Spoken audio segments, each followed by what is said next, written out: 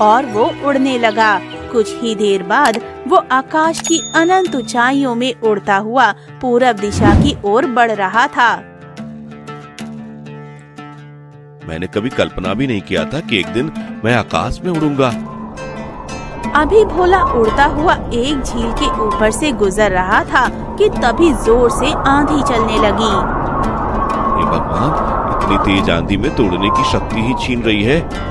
आंधी का रुख भोला के उड़ने के विपरीत दिशा की तरफ था। इसी बीच पता नहीं कैसे भोला के गले की जादुई माला गले से निकलकर नीचे झील में जा गिरी और भोला भी झील के किनारे जा गिरा।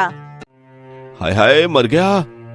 भोला हिम्मत करके उठा और जादुई माला ढूंढने का प्रयास किया, मगर वो असफल रहा। जादुई माला ना मिलने पर निराश होकर भोला किनारे पर वापस आकर वहीं बैठ गया और सोचने लगा, अब क्या मैं राजकुमारी को उस दुष्ट राक्षस से मुक्त नहीं करा पाऊंगा? तभी अचानक भोला को उस बगुले की याद आई जिसने उसकी एक बार शिकारियों से रक्षा की थी।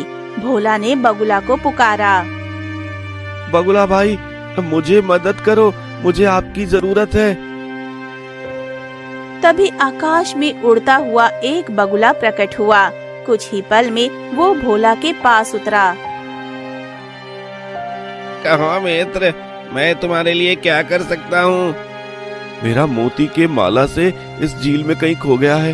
अगर वो मोती का माला नहीं मिला तो मैं एक निर्दोष राजकुमारी को कभी एक दुष्ट राक्षस से मुक्ति नहीं दिला पाऊंगा।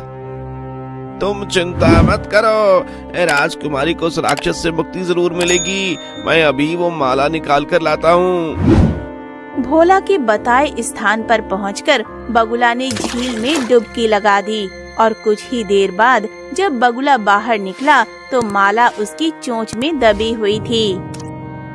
ओह मित्र, तुमने मेरी कितनी बड़ी मुसीबत हल कर दी। मैं तो निराश हो चुका था। अब जाओ मित्र, अपनी यात्रा प्रारंभ करो। मेरी शुभकामनाएं तुम्हारे साथ है। भोला